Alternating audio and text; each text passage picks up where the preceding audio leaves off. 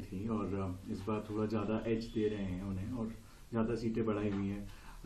उस परफॉर्मेंस को आप कैसे देख रहे हैं, या जिस तरीके से इलेक्शन इस बार लड़ा गया, काफ़ी स्कैम्स के भी एलिगेशंस लगाए गए, अगर आप कैसे देखते हैं कि बीजेपी को उसका एडवांटेज हुआ जिस तरीके से अब एग्जिट पोल दिखाया गया? ये फर्स्ट पास द पोस्ट वाला हमारा सिस्टम है, तो actual vote share seat share में रिफ्लेक्ट नहीं करता।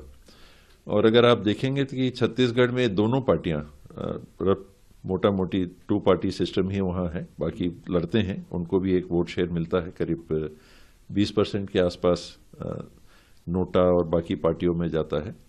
तो ये 80% में वोट शेयर हो जाता है। और कभी भी इन पार्टियों का 32% से नीचे किसी भी चुनाव में, न लोकसभा न विधानसभा में वोट शेयर गया। उसको आप सीट में ट्रांसलेट करेंगे तो 30 सीट करीब ऐसे ही होता है। तो किसी भी पार्टी की वोट शेयर की स्थिति 30 सीट से कम नहीं होती है। अप्रत्याशित पिछले बार भाजपा के 15 ही सीट आई vote first past the post वाली बात में, तो वो एक्सपेक्टेड नहीं था। तो उतनी उपस्थिति तो दोनों पार्टी की है। अब ये 10% वोट शेयर के फ्लक्चुएशन में वहां सीट्स आती हैं।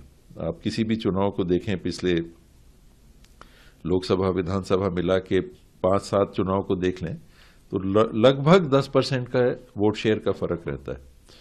तो विधानसभा में हम लोग 10%, 11% आगे थे। 5 महीने बाद लोकसभा में 10% बीजेपी आगे हो गई।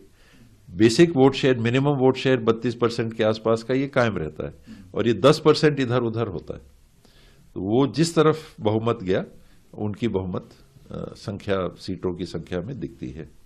और जहां तक एलिगेशंस की बात है, ये सबसे गंदी प्रकार की राजनीति चालू हो गई है।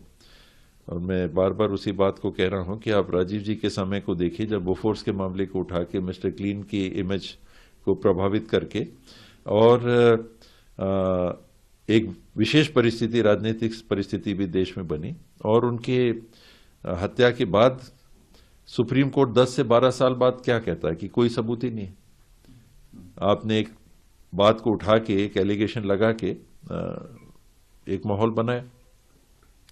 वही यूपीए 2 में हमने देखा, कोल एलिगेशन, कोल स्कैम, 2G स्कैम, 1,70,000 1,80,000 करोड़ का कोयले का घोटाला हो गया, 1,30,000 करोड़ का 2G स्कैम हो गया। अब 9.5 साल इनको हो गए सरकार में, एक दिन का सबूत कोई सामने आया।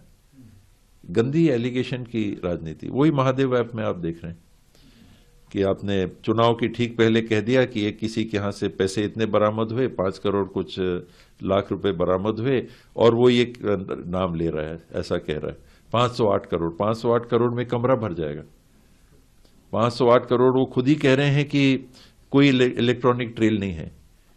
पैसा कहां गया, कैसे गया, कुछ नहीं। वो खुद ही कह रहे हैं कि इलेक्ट्रॉनिक ट्रेल नहीं है, लेकिन ऐसी बात आई है तो हम इन्वेस्टिगेट करेंगे। एक चुनाव के पहले इस प्रकार का लांछन लगाना, और ये संतोष का विषय ये है कि अब मतदाता भी इतना परिपक्व हो गया है कि हनुमान जी का भी असर कर्नाटक में नहीं हुआ, केरल लेटर्स का भी प्रभाव नहीं पड़ा, और महादेव ऐप का भी आप देखें, लोग ये मान के चलते हैं कि ये तो राजनीतिक है।